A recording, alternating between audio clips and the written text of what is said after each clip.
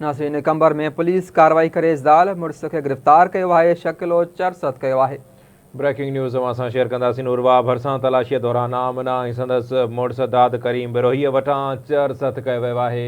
Breaking news असां share कंदासीं। कंबर मां पुलिस कार्रवाई कंदे ज़ाल मुड़ुस खे गिरफ़्तार करे 6 किलो चरसद करे वरितो आहे। पुलिस ॿिन्ही जवाबदारनि खे गिरफ़्तार करे मथनि मनशियात एक्ट तहत केस दाख़िल करे वरितो आहे।